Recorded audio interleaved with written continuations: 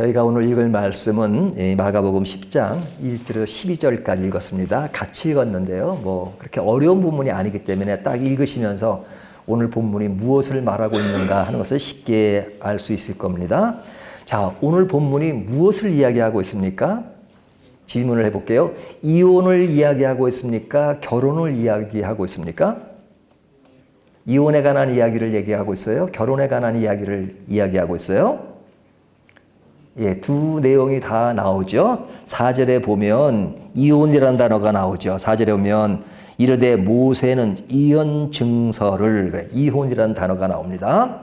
그리고 이제 11절부터 12절까지 보면 남편이 아내를 버리든지 또 아내가 남편을 버리면 그것은 간음한 것이다, 이렇게 말씀함으로써 이혼에 관한 내용이 명료하게 설명되고 있죠. 이혼에 관한 말씀을 하고 있어요.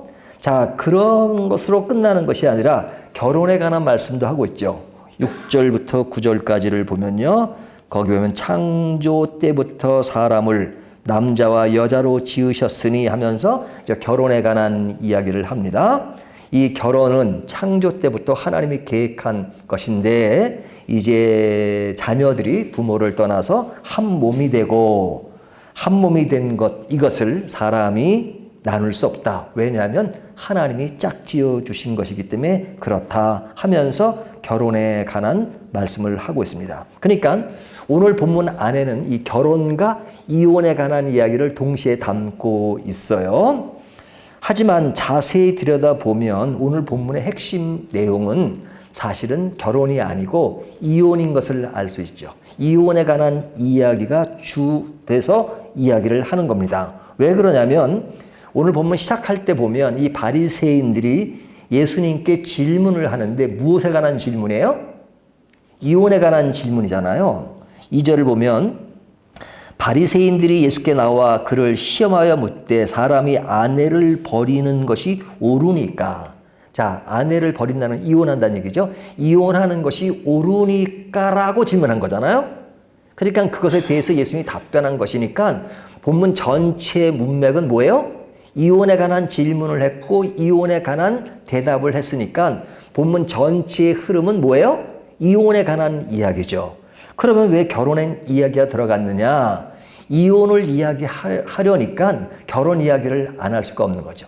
결혼한 사람이 이혼하는 거지 결혼하지 않은 사람이 뭐 이혼하고 그러진 않잖아요. 그러니까 이혼을 설명하기 위해서 결혼에 대한 얘기를 할 수밖에 없는 것이죠. 그러니까 오늘 본문은 사실 이혼에 관한 이야기를 주로 하고 있는 겁니다. 자, 이혼이라고 하는 것은 뭐 헤어지는 것, 뭐 너무 잘 아시는 내용이죠. 우리 주변에 보면 이혼에 관한 일들이 많잖아요. 자, 그러면 본문이 이혼에 관한 이야기를 하기 때문에 우리는 오늘 본문은 이혼에 관한 이야기를 하고 있구나. 결혼보다 이혼이 주다. 이렇게 생각할 수 있습니다. 그래서 그것을 뭐 짧게 이야기하는 것도 아니고 오늘 1절부터 12절까지인데 1절부터 쭉 보면 바리새인들이 이혼에 관한 질문을 하고 예수님이 이혼에 대한 답변을 하니까 오늘 본문은 전체가 이혼에 관한 이야기를 하고 있다라고 생각할 수 있습니다. 그런데 우리가 좀 더 다른 면으로 생각해 볼 것이 있어요. 그것이 뭐냐면 마가복음이 지금 10장에 왔지만 8장, 9장, 10장의 특징이 무엇이라는 걸 지난주에 말씀드렸죠. 자, 어떤 특징을 가지고 있죠? 예수님이 길에서 이루어지는 일들을 다루고 있죠. 그래서 길이 이렇게 많이 언급됩니다. 예수님이 가는 길에서. 그래서 그 길은 어떤 길이에요? 저 위쪽에 있는 그곳에서 지금 점점 어디를 향하고 있어요? 예루살렘으로 향하고 있죠. 예루살렘에서 이루어질 일이 우리는 알고 있잖아요.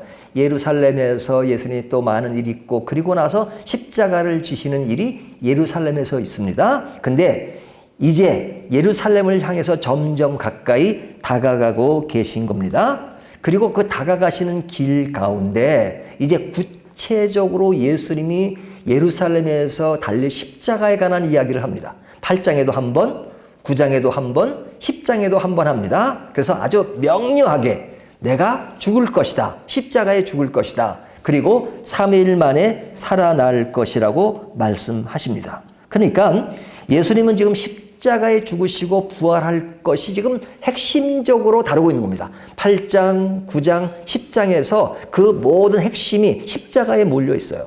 지금까지는 십자가를 향하고 있다면, 그리고 이것이 이렇게 감춰져 있다면, 이제 8장, 9장, 10장에서는 아주 십자가가 노골적으로 딱 드러난 겁니다. 예수님께서 직접 말씀하셨어요. 내가 그 길을 가는 것은 십자가를 지러 간다. 그리고 내가 죽고 살아날 것이다. 이렇게 말씀하셨어요. 그러니까 십자가에 관한 말씀을 아주 농도 진하게 원색적으로 말씀하시는 겁니다. 자, 이것이 지금 8장, 9장, 10장까지 쭉 가고 있는 거예요. 온통 무엇으로 쌓여 있냐면 십자가로 쌓여 있습니다. 자, 그런데 이 십자가로 가는 길과 그런 내용 속에 갑자기 나오는 내용이 뭐예요? 오늘 본문에 이혼이라는 이야기가 나오잖아요. 그러면 십자가에 관한 이야기가 주가 되고 거기 아주 농도가 진하게 십자가에 관한 이야기가 나오고 있는데 갑자기 이혼이라는 얘기가 딱 나오면, 아니 갑자기 뭐 뜬금없이 웬 이혼 이야기가 나와? 지금 십자가의 길을 농도 짙게 가면 그것에 더 매몰되고 그것에 더 깊어지고 그것을 더 깊이 파헤쳐야 되는데 갑자기 이혼 이야기가 나오니까 이거 왜 갑자기 이혼 이야기 왜 나오지? 십자가와 이혼이 어떤 연계고리가 있는 거야? 뭐 등등 생각할 수 있잖아요. 우리가 이제 보통 성경을 읽으면요, 대체로 사람들은 그냥 그 문맥과 구조 흐름보다는 그냥 그 본문 자체에서 그냥 읽고 그 본문 자체에서 그냥 적용할 수 있는 부분들, 또 생각할 수 있는 부분만 생각해요.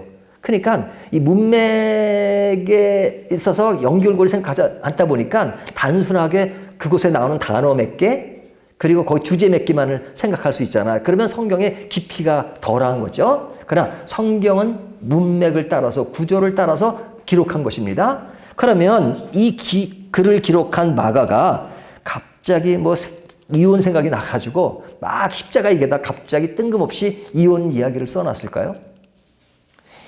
제가 옛날에는 잘 몰랐었는데 이 성경을 보면요, 참 이 옛날에 그 제자들이 썼던 마태, 마가, 누가, 뭐 누가는 직접 제자는 아니었지만요, 이런 사람들이 쓴 이 그 문맥의 흐름을 보면 와, 진짜 그 문맥과 연계고리가 엄청나게 잘 맞아 들어간다. 그리고 진짜 웬만한 작가도 이 정도 쓸 수 없구나. 진짜 하나님의 영감이 아니면 이렇게 쓰여졌을까라는 생각이 들 정도로 굉장히 문맥이 탄탄합니다. 그러니까 헛되게 뭐 다른 것을 집어넣고 다른 것을 이렇게 이어가거나 다른 주제가 나오는 것이 아니고 그것이 다 맥락 가운데 이루어지는 거예요. 우리가 얼뜻 보기에는 이것은 뭐 다른 얘기네 이렇게 생각될 수 있는데 자세히 들여다보면 그 의도와 의미와 문맥이 있다는 것입니다. 그러니까 마가가 여기 이혼 이야기를 쓴 것은 갑자기 이혼 생각이나 쓴 것이 아니라 이 전체적인 흐름 속에서 지금 무엇인가를 이야기하고 싶은 겁니다. 그러니까 십자가의 맥락 속에서 지금 이혼 이야기를 씀으로써 지금 더 확고하게 뚜렷하게 나타난 그 이야기를 하고 싶은 겁니다. 그러니까 우리가 단순하게 생각하면 이혼 이야기니까 이혼하지 말아야 된다 이렇게만 생각하지만 자세히 들어보면 단순히 이혼 이야기로 끝나는 것이 아닙니다.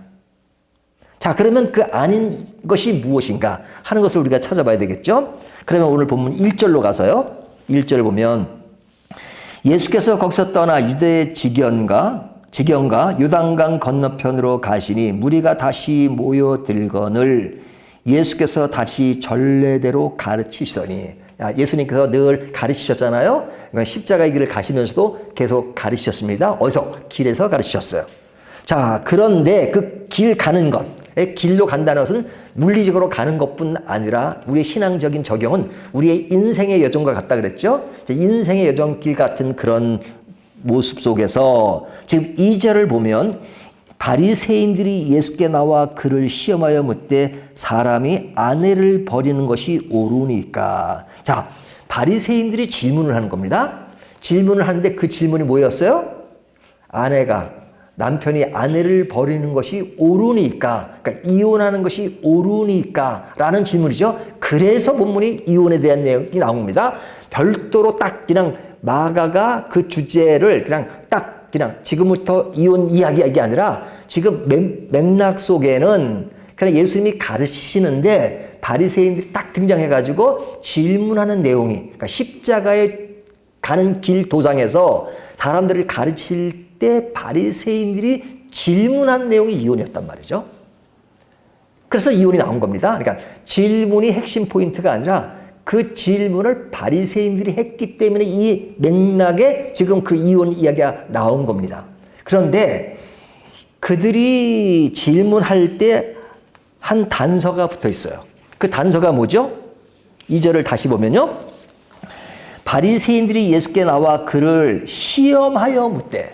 자, 질문해요. 근데 그 앞에 뭐가 쓰였어요? 시험하여 묻되. 그러니까 이 맥락은 뭐냐면 지금 바리새인들이 이혼에 관한 질문을 해서 거기에 대한 답변을 듣고 싶은 것이 핵심이 아니에요. 핵심은 뭐예요? 예수님을 시험하는 데 중점을 두고 있는 겁니다. 예수님을 시험하는 거예요. 그래서 예수님을 시험해서 시험한다는 건 뭐예요? 그냥 좋은 점수가 나오기 위해서 시험 보는 게 아닙니다. 우리가 보통 학교 시험 볼 때는 좋은 점수가 나오는 것을 기대하지만 여기 바리새인들은 어떻게 해서든지 예수님의 가는 길을 잡아 끌어내리려고 하고 방해하려고 하고 그리고 그 십자가를 약화시키려고 하는 그런 사람들이잖아요. 그런 사람들이 예수님을 시험하기 위해서 질문을 하는 겁니다. 그러니까 이혼이라는 주제로 질문을 하지만 더 큰 의도는 뭐냐면 예수님을 시험하는데 중점을 두고 있단 말이죠. 그래서 예수님이 가시는 그 길, 십자가의 길을 자꾸만 뭐 하고 싶은 거예요? 방해하고 싶은 겁니다. 장애물을 놓고 싶고 하는 겁니다. 그러니까 이혼이라는 내용이 나오지만 그들의 생각 속에는 어떻게 해서든지 십자가의 길을 왜곡하는 그쪽으로 방향을 두고 있는 것입니다. 자, 그렇다면 다시 한번 여기까지 정리하죠.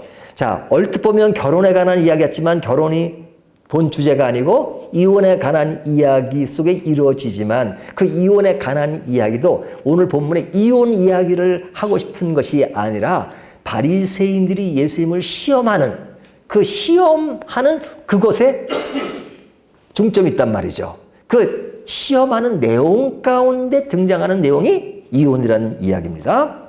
자, 그러면 그들이 그런 시험하는 의도를 알기 위해서는 일단 표면적으로 드러난 이혼에 관한 이야기가 나왔으니까 그 이야기를 먼저 살펴야 되겠죠.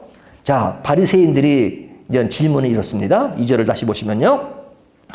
바리새인들이 예수께 나와 그를 시험하여 묻되 사람이 아내를 버리는 것이 옳으니까. 자, 질문의 요지는 그렇게 하는 것이 옳습니까? 옳지 않습니까? 예? 이것이 그냥 단답식의 대답을 요구하는 겁니다. 옳으니까 그렇습니다. 그러니까 예수님의 답변은 어떻습니까? 뭐 여러 가지로 얘기하지만 한마디로 이야기하면 옳지 않다라고 이렇게 말씀하시는 겁니다.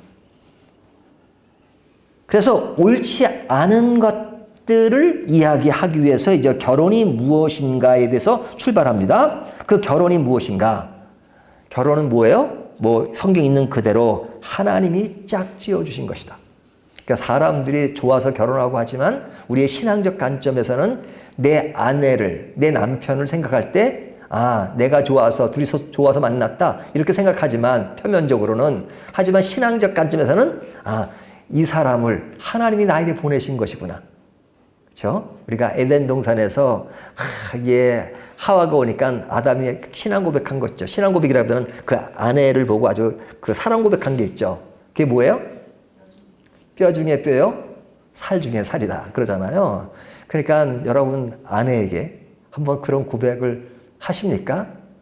제가 이렇게 질문할 수 없는 내 자신이 없는 거는 저도 잘 못하기 때문에 그렇습니다. 근데 그러나 분명한 것은 하나님이 우리에게 아내를 주신 것은 진짜 하나님이 주신 것이란 말이에요. 짝지어준 것. 또 아내는 남편을 생각할 때 오래 살다 보면 좀 허점도 보이지만 그러나 우리의 신앙은 뭐예요? 하나님이 보내주신 귀한 나의 동반자죠. 그래서 하나님이 짝지어 주신 것이다. 그래서 사람이 나눌 수 없다. 이렇게 말하죠. 구절을 보면 그러므로 하나님이 짝지어 주신 것을 사람이 나누지 못할지니라. 그러니까 사람이 나누는 건 아니다. 왜? 하나님이 짝지어 누가 나누냐 이거죠. 누가 나누냐. 그건 안 된다. 이렇게 이야기하는 거죠. 그리고 결혼은 그들이 한 몸이 되는 것이다. 그렇죠? 실제 몸은 둘이잖아요. 근데 하나의 몸이 된다. 이건 한 팀웍이 이루어진다는 겁니다. 팀웍. 그래서 아내와 남편의 관계가 옳은 팀웍이 이루어지기 위해서는요. 이게 수치적으로 말하면 아내가 0.8, 남자가 1이면 이게 곱하면 어떻게 됩니까? 제가 수학을 잘 못하는데 1 곱하기 0.8이면 어떻게 되는 거죠? 0.8이죠. 그러니까 그런 부부의 모습은 옳지 않다는 거예요. 우리가 어떤 지식의 정도나 이런 차이가 있을 수 있지만 그러나 동등한 하나님의 인격 안에서 서로의 관계는 1대1이라는 거예요. 1대1. 1 곱하기 1은 1이어야 된단 말이에요. 근데 한쪽이 기울어지면 0.999가 돼도 0.99가 되는 겁니다. 곱하면. 그래서 이 하나님이 짝지어 주신 것은 동등한 한 몸의 관계다 이거죠. 한 몸의 관계다. 그래서 팀웍이 이루어진 겁니다. 그래서 팀웍이 이루어지기 전까지는 내가 혼자 생각하면 돼요. 내가 혼자 결정하면 돼요. 하지만 팀웍이 이루어지기 때문에 팀웍을 맞춰야 되잖아요. 그렇기 때문에 서로 의논하고 하는 것은 하나님이 한 몸으로 만들어 주시기 때문에 그렇습니다. 그러니까 남편이 아내를 버리고 아내가 남편을 버리는 것을 뭐라고 말씀하세요? 11절 12절은 간음이다 이렇게 말하죠. 간음. 그러니까 이것은 너무 명료하게 예수님이 이혼이 옳으니까 그러니까 옳지 않다라고 말씀하시는 거죠. 자, 이렇게 말씀하실 것을 바리새인은 예측을 했습니다. 그렇게 나오기를 바랬습니다. 왜? 바리새인들의 질문은 사실은 정답을 듣고 싶은 것이 아니라 뭐 하기 위해서 질문한 거예요? 예수님을 시험하기 위해서 질문한 거잖아요. 그러니까 실제 그 답이 나오면 그 다음 질문을 하고 싶은 겁니다. 그래서 우리가 이 마가복음에는 예수님께서 대답하여 이르시되 3절 모세가 어떻게 너에게 명하였느냐 하고 예수님이 질문하는 것처럼 나오지만 그러나 보면 그 질문 전에 이들이 어떤 먼저 모세의 이혼 융설을 오르니까 이렇게 또 마태복음은 기록하고 있단 말이죠. 그러니까 이들이 진짜 질문하고 싶은 것은 이혼은 아니라고 말씀하시는 주님의 말씀을 듣고 그 다음 이야기를 하고 싶은 거예요. 그것이 뭐냐면 모세는 그 당시에 사람들에게 이혼 증서를 써줘라 이렇게 말하고 있잖아요. 여자에게. 그러면 이것은 이혼을 허락한 것이 아니냐. 그러면 당신은 이혼은 아니라고 말씀하시는데 그럼 모세의 이혼 증서의 이야기는 뭐냐라고 이야기하는 거죠. 그 이혼을 허락한 규정에 대해서 답하라 이거죠. 그러니까 이렇게 질문하는 의도에는 예수님을 시험하기 위해서입니다. 그러니까 그런 예수님의 답변을 통해서 당신은 지금 모세 이혼 증서 그것을 부정하는 거 아닙니까? 그 당시의 규례와 그 당시의 법이니까 율법의 규정 같은 것인데 그런 것에 대해서 당신은 율법을 지키지 않네? 규정을 어기네? 뭐 이런 것, 그런 암시인 것들을 담고 있잖아요. 당신은 아주 극단적으로 이혼 그것은 아주 간음이라고까지 했는데 그러면 이혼 증서를 써주라는 모세는 잘못된 것입니까? 그것에 대한 반박을 하는 겁니까? 하는 겁니다. 자, 이런 질문에 대해서 예수님은 뭐라고 답변하시죠? 예수님께서 중요한 말씀을 하십니다. 5절 예수께서 그들에게 이르시되 너희 마음이 완악함으로 말미암아 여기 완악하다 이거죠. 완악하다. 그래서 사실은 오늘 본문은요. 그냥 오늘 본문의 특징 또 핵심되는 단어 2개를 말하라. 그러면 2가지예요. 바리새인들이 시험했다 하는 거예요. 그리고 예수님은 그 시험에 대해서 그들을 향해서 완악하다 이렇게 답하는 겁니다. 그러니까 그 시험하는 그 의도 그것에 대해서 완악하다. 그러니까 오늘 본문의 핵심 주제는 뭐냐면 그들이 시험하는 것이고 그 시험에 대해서 너희 시험은 옳지 않다. 완악하다 하는 것이 본문의 중심적인 내용이에요. 이혼은 그 안에 소재로 등장하는 것입니다. 그러니까 그들이 완악해요. 그러면 예수님이 완악하다라고 말씀하시는가? 모세의 이혼 증서를 부정하는 것이 아니라 그 증서 내용이 나오는 것들을 바리새인들이 왜곡하고 그 왜곡으로 인하여 예수님을 시험하고 십자가의 길을 가로막는, 그래서 예수님이 메시아인 것을 자꾸 약화시키는 그런 행동에 대해서 예수님은 그들을 향해서 참 너희들 완악하다, 참 못됐다 이거예요. 참 못됐다.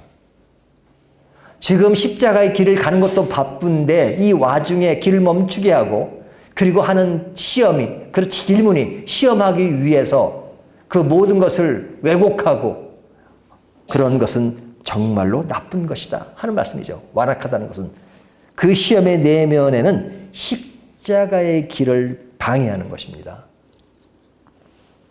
그러면 모세가 이혼 증서를 써주라는 것은 무엇인가 하는 것을 살펴보아야 되겠죠. 자, 당시 상황은 오늘날 상황과 틀립니다. 예수님 당시만 해도 지금부터 2000년이 넘잖아요.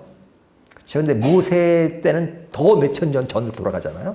그러니까 이스라엘 백성들이 애굽에 있다가 이제 가나안 땅으로 갈 때 광야에서 있었던 일들이 주가 됩니다. 자, 가나안 땅에 있을 때 사람들에게 여러 가지 문제들이 있었죠. 근데 그 당시에 여자라고 하는 것은 오늘날 같은 그 여자의 개념이 아니었어요. 그러니까 여자와 물건을 동등시하는 그런 시대적 배경을 가지고 있단 말이죠.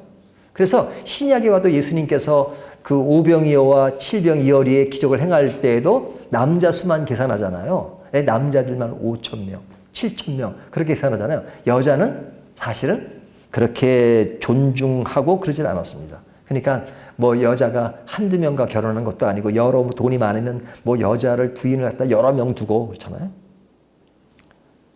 그러다가 이제 결혼은 결혼이죠. 하지만 남자가 자기의 욕구만 채우고 싫으면 여자를 버려요. 그러면 그 당시의 여자라는 존재는 그런 상품적으로 취급됐기 때문에 한번 버려지면, 그 상품이 버려지면 뭐 이게 많이 못 쓰게 되잖아요. 그런 것처럼 여자를 버리면, 결혼한 상태죠. 버려요. 그러니까 결혼한 상태지만 버려. 그러면 그 여자는 이미 결혼한 여자기 때문에 이미 사회로부터 완전 매장되는 겁니다. 그러니까 이미 결혼한 여자인데 얼마나 못났으면 쫓겨나, 얼마나 못났으면 버림받아. 그리고 완전 사회가 그 여자를 향해서 더 아주 안 좋게 여긴단 말이죠. 그래서 성경에서 가장 어려운 사람을 이야기할 때 가난한 과부 이런 얘기 하잖아요. 그냥 오늘날과 시대적 상황이 다르잖아요. 근데 가장 어렵고 힘든 사람을 얘기할 때 그렇단 말이죠. 그러니까 모세 당시에는 더 어렵잖아요. 그러니까 남자가 결혼해 놓고, 뭐 결혼이라고 해서 뭐 오늘날 입장에서 그렇게 결혼했겠어요. 그냥 데려와고 뭐 이렇게 기본적인 절차만 밟았겠죠. 그리고 버릴 때는 그냥 뭐 헌신적인 버릇이 버린단 말이죠. 그러면 그 여자는 그 결혼했다는 그것 때문에 사회로부터 굉장히 어려운 시간을 보낼 수밖에 없죠. 이제 어떤 다른 사람의 도움 받는 것도 더 힘들어지는 상황밖에 안 돼요. 그러니까 모세가 그렇게 버리는 남자들을 향해서 하는 말이에요. 그렇게 버리는 남자들에게 향해서 너희가 이혼 증서를 써 주어서 그 여자가 이혼 증서를 가지고 있으면 이미 이혼한 사람이니까 그런 결혼해서 버림받은 사람으로 취급받지 않고 그래도 자기의 어떤 삶을 새롭게 지탱해 나갈 수 있는 하나의 힘이 되니까, 완전히 쓰레기처럼 취급되는 그런 것이 아니라 그래도 조금 살 것을 내어주는, 다시 말하면 이혼 증서의 이야기는 여자를 보호하기 위한 전략으로, 그런 정책으로 나온 것이란 말이죠. 그러니까 모세가 이혼 증서를 써주라는 것은 이혼이 괜찮다라는 말이 아니라 연약한 여자를 보호하기 위한 제도였습니다. 근데 이것이 왜곡되면 어떻게 돼요? 이혼을 해도 괜찮은 구실로 이야기하죠. 그러니까 이혼이 더 목적이에요. 그러니까 성경에 보면 이혼 증서를 써주라 그러지 않았냐? 그러니까 이혼은 괜찮다는 얘기 아니냐라고 사람들은 그 당시 시대적 배경을 무시하고 자기의 이혼을 정당화시키는 그러한 모습으로 그것을 악용했다는 것이죠. 근데 성경에 악용되는 것이 이것뿐입니까? 우리가 산상수훈에서 예수님이 말씀하시는 걸 보면 이 바리새인들이 성경을, 구약의 성경을 악용하는 것들을 많이 많이 지적합니다. 이는 이로, 눈은 눈으로. 그것도 여러 번 말씀드렸죠? 그 말씀도 복수하라는 얘기가 아니잖아요. 에? 누가 뺨을 한번 때렸는데 그 사람을 죽이면 아니 뺨 한 대 때렸으면 뺨 한 대 때린 것으로 그냥 맞서야지 그 사람을 죽여. 그런 차원에서 뺨으로 이렇게 말하는 겁니다. 이는 이로, 눈은 눈으로. 그런데 그냥 뺨 한 대 맞고 죽여놓고 그냥 아유 그냥 복수하는 그런 마음. 그런 게 있었으니까 그러지 말고 이는 이대로 눈은 눈으로 그렇게 이야기한 것인데 나중에는 이것이 복수의 개념으로 사람들을 왜곡시켰단 말이죠. 그러니까 이런 일들이 많아요. 예? 자기가 편리한 대로 이용하는 것. 오늘날에도요. 사실은 성경을 자기 편리한 대로 쓰는 경우가 얼마나 많습니까? 어떻게 가끔 가다 보면요. 성경을 인용할 때 보면 그 인용할 때 그냥 자기가 그냥 좋은 대로 인용해요. 그 문맥은 그런 것이 아닌데 그냥 그것만 딱 띄어내가지고 자기가 좋은 대로 인용하는 것. 이거 같은 건 똑같은 것이죠. 근데 지금 이혼에 관한 이야기가 나왔으니까 이 목회를 하다 보면요. 여러분들을 주변에 보면 이렇게 상담들을 하게 되잖아요. 그 상담 중에 저도 이혼에 관한 상담을 여러 번 받아본 적이 있는데 어떤 상담을 들어보면요. 아유, 속으로 이혼하는 게 낫겠다라는 생각이 들 때가 있어요. 예? 너무너무 힘들게 사는 사람들이 있어요. 예? 아내가 있는데 아내는 참 순한데 남편이 그냥 술을 먹고 와가지고 여자를 패기를 그렇게 팬다거나 예? 그런데 그런 사람에게 너무너무 그냥 몸이 말이 아닌 거예요. 막 상처나게 하고 막 다치고 막 부러지고 막 그런 상황인데 그런 여자에게 그런 사람에게 그냥 목사라고 해서 아이고 성경은 이혼을 금하니까요. 그러시면 안 됩니다. 절대 사셔야 됩니다. 그렇게 말할 수가 없어요. 그래서 제가 어떤 경우는 아주 심한 경우는 이혼하시는 게 좋겠어요. 이렇게 말한 적도 있어요. 왜? 그 이혼을 안 하고 남편을 원망하고 남편에 대한 죽이고 싶은 마음을 가는 그 죄가 더 클 거라는 생각이 들어서 그랬어요. 그냥 늘 남편 죽이고 싶대요. 그냥 술 먹고 여자를 패는데 패는 것도 보통 패는 게 아니라 죽일 만큼 패니까. 그럼 어떻게 살아요, 그걸. 그러니까 신앙은 있으니까 기도는 하는데 그냥 사람이 여기 엉망이에요. 그런 사람에게 그거 맨날 남편을 죽이고 싶은 그 마음이 더 큰데 차라리 이혼하고 그 마음 안 갖는 게 낫겠다는 생각이 들 때가 있어. 진짜 저는 그런 아주 진짜 목사로서 하기 힘든 말을 했던 적도 있습니다. 물론 부부로서 약속을 어기는 것에 대해서 이혼을 정당화시키지 않습니다. 여기 보면 간음하는 거 외에는 그러잖아요. 간음 외에는. 예? 그러니까 아내가 남편이 간음하는 거 외에는 이혼하지 말라 이런 말씀을 보면 이혼 자체를 전적으로 부정한 것은 아니죠. 그러니까 이런 일들이 예외가 있을 수 있곤 하죠. 하지만 기본적으로 이혼에 관해서는 성경이 하지 마라 이렇게 말씀하는 겁니다. 왜? 하나님이 짝지어 주신 것을 사람이 나눌 수 없다라는 겁니다. 그런데 문제는 뭐냐? 이혼할 사항도 아니고 이혼해서도 안 되는데 그냥 자기의 만족을 위해서 그냥 다른 곳에 눈이 팔려가지고 이혼을 하고 싶은 거예요. 아무런 이혼 구실과 그런 것이 안 됨에도 불구하고 그런데 예수는 믿어요. 예수는 믿어요. 그러니까 그런 것을 정당화시키기 위해서 자꾸 성경의 말씀을 자기에게 유리하도록 만드는 경우가 많잖아요. 만드는 경우가 많잖아요. 어떤 여자가 목사에게 찾아와 가지고 바람난 이야기를 상담했다고 합니다. 그러니까 그 목사님이 그것은 좋은 일이 아닙니다. 남편을 들고 바람 피우는 건 좋지 않죠. 그러니까 기도하시고 그걸 정리하십시오. 그랬대요. 그랬더니 그 여인이 그랬대요. 참 제가 힘든 거는요. 기도를 못 하겠습니다. 왜 기도를 못해요? 기도하면 하나님이 분명히 헤어지라고 말할, 지금 사귀고 있는 사람을 헤어지라고 말씀하실 때 뻔히 아는데 그거 어떻게 기도합니까? 그건 답이 나와 있는데. 내가 남편이 잘못한 것도 아니고 내가 그냥 갑자기 다른 남자가 좋아져서 바람을 피우고 있는데 기도하라고 하시면 하나님이 그거 정리하라, 회개하라 그러실 텐데 어떡합니까? 그걸 못하는 것이 제 문제입니다. 뭐 그런 이야기를 했다 그래요. 그러니까 참 그런 경우가 참 많죠. 근데 그런 경우에 그 사람은 그래도 양심이 있어가지고 그렇게도 말하지만 어떤 사람은 진짜 그냥 뭐 표시도 안 내고 그냥 성경의 근거를 찾아가지고 성경에 보면 이혼 증서를 써주라는 말씀이 있는데 뭐 간음이라는 것이 뭐 육체적인 간음만 간음입니까? 정신적인 간음도 있죠. 뭐 제 아내가 다른 남자 생각하진 않았겠어요? 해가면서 막 구실을 만들고 정당화시켜 가지고 그냥 이혼을 정당화시키기 위해서 성경 구절을 끄집어낸다 그러면 뭐 하는 거예요? 신앙을 왜곡하는 거죠. 그리고 정직하지도 않은 거죠. 비겁한 거죠. 근데 이혼이라고 하는 어떤 큰 주제를 가지고 우리 생활 가운데 굉장히 큰 영역을 가지고 이야기하는 것이니까 그렇지만 실제적으로 우리의 생활 속에 아주 가볍고 일상적인 일에 대해서 우리가 성경을 왜곡하고 정직하게 보지 않는 것이 얼마나 많을까요? 성경을 가끔 이야기하다 보면 성경을 많이 읽는 사람들이 더 그런 경우가 많아요.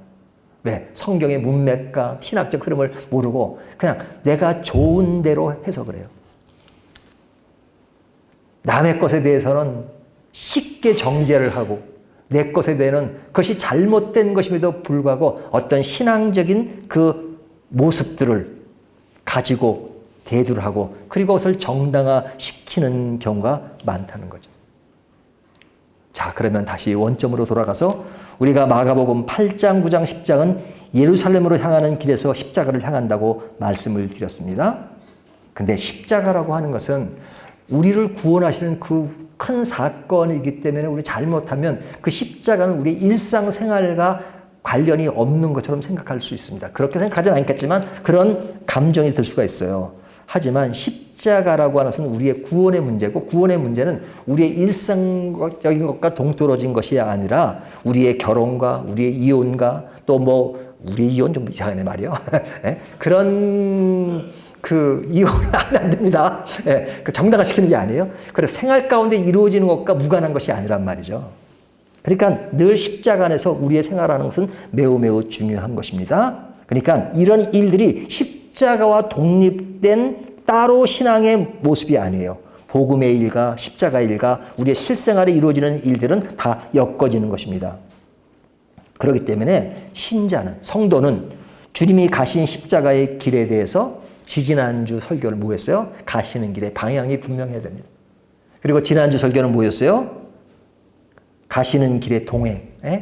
동행이죠. 우리가 이웃 간의 동행. 그리고 오늘은 가시는 길에 정직이 필요합니다. 정직. 어떤 정직이에요? 말씀 안에서 그 말씀을 말씀 그대로 내가 따라가야죠. 내가 말씀에 순응하고 내가 말씀을 따라가는 것이지 내 필요에 따라서 성경을 이리 바꾸고 저리 바꾸고 성경을 비틀고 하는 것은 너무너무 잘못된 것이죠. 그래서 우리의 신앙을 정직하게 가는 것이 중요합니다. 신앙의 길은 정직하게 가야 된다. 나를 정당화시키기 위해서 말씀을 비트는 것은 정말 비겁한 것입니다. 근데 말씀을 제일 많이 비트는 사람들이 정치인들이에요. 정치인들. 우리나라 사람들은 정치에 밝잖아요. 정치가 아닌 사람이 없을 정도로. 그리고 정치들의 거의 다가 뭐 한 7, 80%는요. 사실은 다 진영 논리에 빠져 있습니다. 그러니까 자기는 뭐 하다 하지만 대부분 객관적인 것이 거의 없어요. 그냥 진영 논리에 빠져 내 이 진영이면 이 진영이 맞다는 논리 정도의 차이고요. 정치의 세계가 사실은 우리 사람들이 아무리 우리가 매스컴이 잘 되고 정보가 잘 됐다고 하더라도요. 우리 보통 사람들이 아는 것은 그런 나타나는 것은 지극히 작은 부분인데도 불구하고 우리는 그냥 완전히 그런 진영 논리에 빠져 있는 경우가 많잖아요. 그럴 때 그 자기 진영에 맞게끔 모든 논리를 피잖아요. 그것처럼 우리가 성경도 성경 안에 내가 흡수가 되는 것이 아니라 성경을 내가 필요한 요소대로 비틀어서 나에게 유리한 쪽으로 만들어요. 그것을 뭐라고 말하냐면 바리새인들이 예수님을 시험한 것처럼 나를 시험하는 것입니다. 그러니까 바리새인들만 시험이 있는 것이 아니라 내가 내 자신에게 시험을 해서 성경을 왜곡하고 비트는 경우가 많다는 겁니다. 이혼이란 주제는요, 거기에 속한 주제예요. 그러니까 이혼이 핵심이 아니에요. 나를 시험하고 나를 비트는 것이 무엇인가? 개인 생활 가운데 그런 것이 무엇인가? 라는 것을 생각하는 것이 중요하죠. 내가 원하는 것을 정당화시키기 위해서 말씀을 왜곡하는 경우가 얼마나 많은가? 우리가 코로나 사태를 지금도 겪고 있는데 뭐 많이 풀리긴 했지만 그러나 그럼으로 인해서 가나안 신자들이 얼마나 많아졌습니까? 가나안 신자가 뭔지 아시죠? 가나안 신자. 거꾸로 하면 가나안, 안 나가. 교회 안 나가는 신자. 집에서만 예배 드리고 하는 신자가 얼마나 많았어요. 그래서 만들어진 것이 뭐냐면 가나안 신앙의 합리성을 주장하는 사람이 많아졌어요. 교회가 타락도 하고 그러니까 그리고 이제는 꼭 교회를 꼭 나가. 교회는 안 나가지만 난 예수를 믿어. 그래서 어떤 분이 저한테 질문하잖아요. 교회 안 나가고도 구원이 있을 수 있나요? 그래서 제가 뭐라고 답변했냐면 그것을 구원이라고 단답식으로 대답하긴 그렇지만 진짜 구원받은 사람이라면 교회를 나가겠죠. 그렇게 얘기를 했어요. 우리가 엉뚱한 것으로 성경을 비비 꼬아서 나를 정당화시키는 것이 무엇인가? 그것은 나를 시험하는 것이기 때문에 그 시험은 십자가의 길을 방해하는 것이고 십자가의 길을 약화시키는 것입니다. 바리새인의 시험이 있듯이 오늘날 이 말씀을 통해서 나에게는 또 내 자신에게는 그런 시험이 있는가 하는 것을 다시 한번 생각하면서 우리의 신앙은 정말로 십자가를 향해 가는 방향과 우리가 함께 동행하는 그 선상에서 우리의 신앙이 정직하고 그 정직한 속에서 내가 완전히 말씀을 따라가는 저와 여러분이 되시기를 주님의 이름으로 축원합니다.